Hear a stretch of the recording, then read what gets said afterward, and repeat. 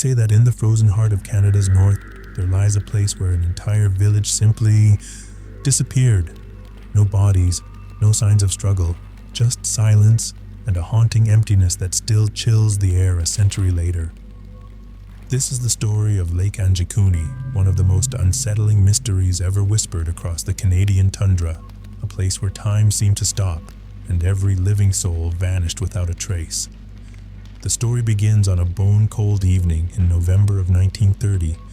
A fur trapper named Joe LaBelle, a man familiar with the wilderness and the isolation of the Northern Territories, was trekking through the snow toward a small Inuit fishing settlement near Lake Anjikuni in what is now Nunavut. He had visited the village before, a friendly, bustling camp of several families, smoke curling from their huts, laughter echoing across the ice. But as he crested the ridge overlooking the settlement that night, a strange unease settled in his chest. The valley below was quiet, too quiet.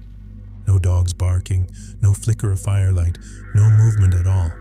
He descended slowly, calling out as he approached. "Hello?" His voice was swallowed by the snow.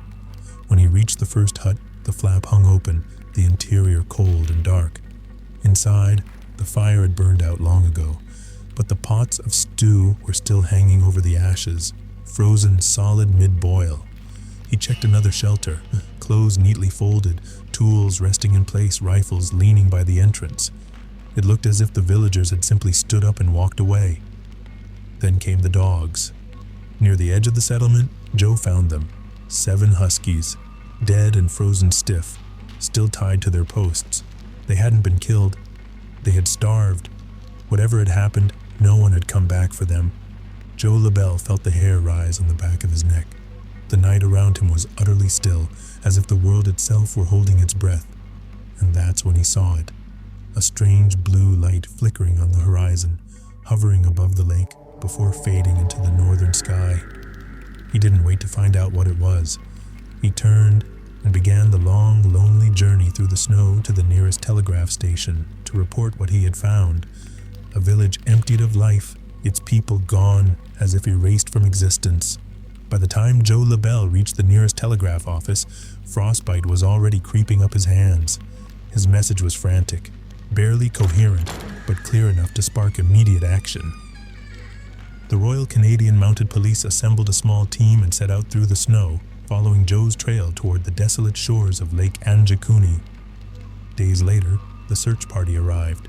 The sky was an endless gray, the cold sharp enough to sting the lungs. They expected to find an exaggeration, a deserted camp, maybe a migration gone unreported. But as soon as they entered the village, the silence pressed down like a physical weight. Every hut was the same, fires extinguished, meals abandoned halfway through cooking, weapons untouched, clothing neatly hung, a sense of pause, as if life had been frozen mid-motion. Then came something stranger. One of the Mounties called out from the edge of the camp. He'd found the village burial ground. The snow there had been disturbed, the graves opened, and not by animals.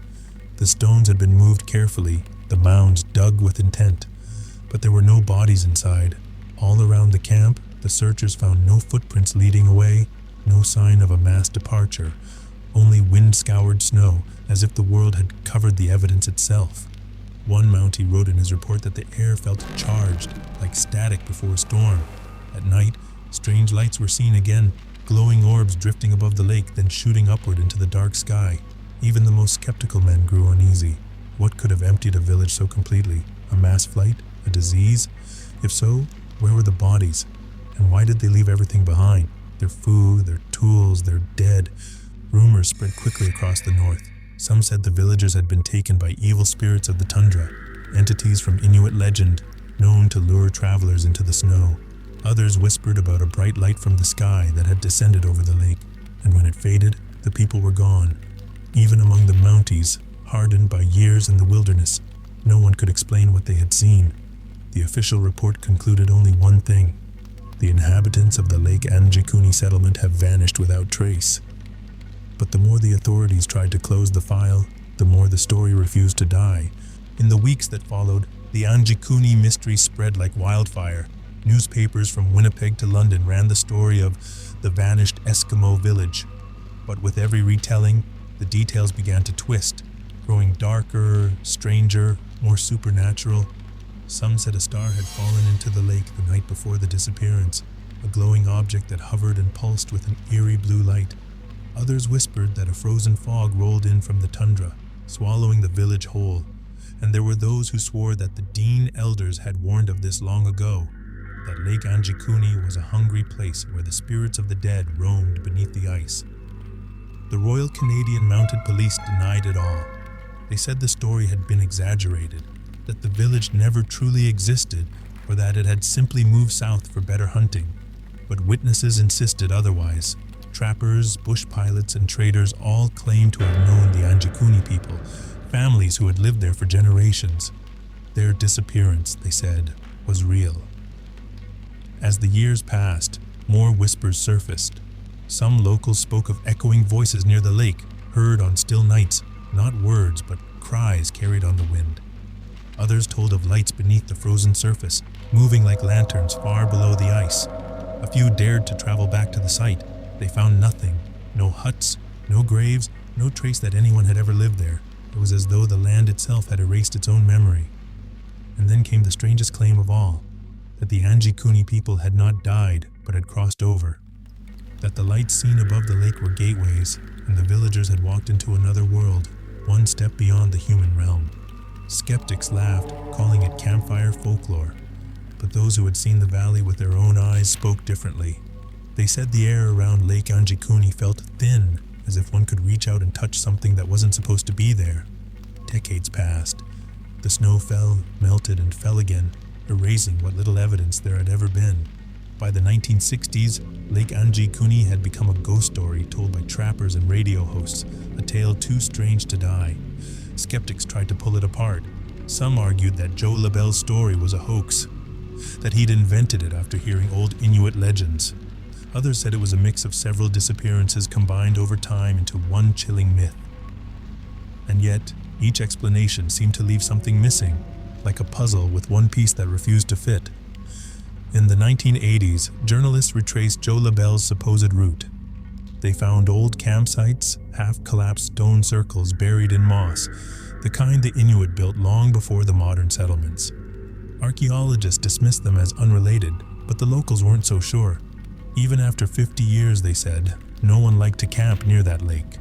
Modern researchers proposed natural causes. Perhaps a carbon monoxide leak from frozen fires had poisoned the villagers, or a sudden whiteout storm forced them onto thin ice lost forever in the snow. But none of those theories explained the open graves, the uneaten food, the dogs left tied to starve, and still, the lights. Even now, on some winter nights, bush pilots report strange blue glows hovering over the water. The Mounties no longer investigate. There is nothing left to find. But the legend endures, whispered among hunters, murmured around northern fires. They say the land remembers, that the tundra holds what it takes, that perhaps the Anjikuni villagers never vanished at all. They simply stepped beyond the veil, into a place where the living and the dead share the same breath.